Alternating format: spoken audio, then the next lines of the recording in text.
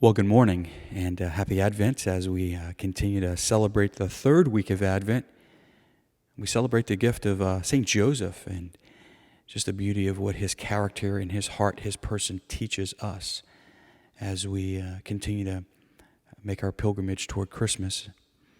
Yesterday we talked about just everything that could have possibly been going through his mind and heart as he received Mary as the new ark of the new covenant into his home, and perhaps the sense or fear of unworthiness in his heart, and just the beauty of the Annunciation in his own life, the beauty of Matthew chapter 1 verse 20 when God comes to Joseph in his own fear and says to him, "Do not be afraid."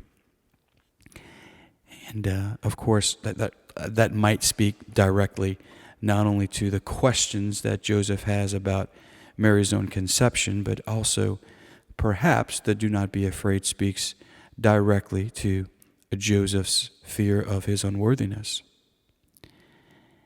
The beauty of what God says to us, that we need not be afraid either. Fear pops up real easy whenever we look at our shortcomings or whenever we look at our unworthiness, and God desires to come to us just like as he came to Joseph. We should be reminded this morning as we look at Matthew chapter 1 verse 20 that God is the one who took the initiative to come to Joseph. God's the one who took the initiative to enter into his own questions and fear. And God desires to do that in our own lives. I'm struck with Joseph's stillness throughout the whole process, that with the fear and with the questions and with all the perhaps even unworthiness that Joseph felt in his heart, that Joseph didn't run away from God or run from the angel whenever he was sent from God to him. Joseph was still enough to let the Lord come to him, and when the Lord did reveal himself to him, he was still enough to receive God's presence in his midst. A real invitation for us to remain still in our lives. Whenever you and I are afraid, it's easy for us to run. Whenever we feel unworthy, it's easy for us to run. Whenever you and I don't feel like God is with us, it's easy for us to run. And we can run into activism. We can run into sin.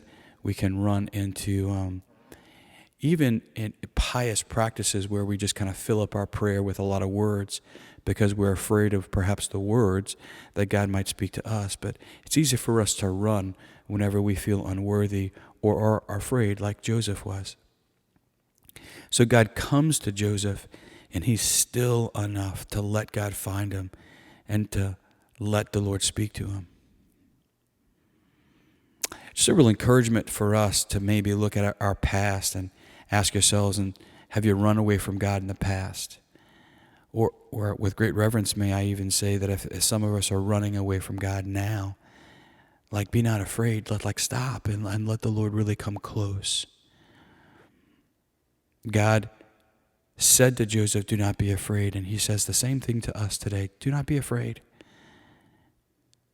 And let's listen to the Lord by staying still long enough for the Lord to speak to us, to find us.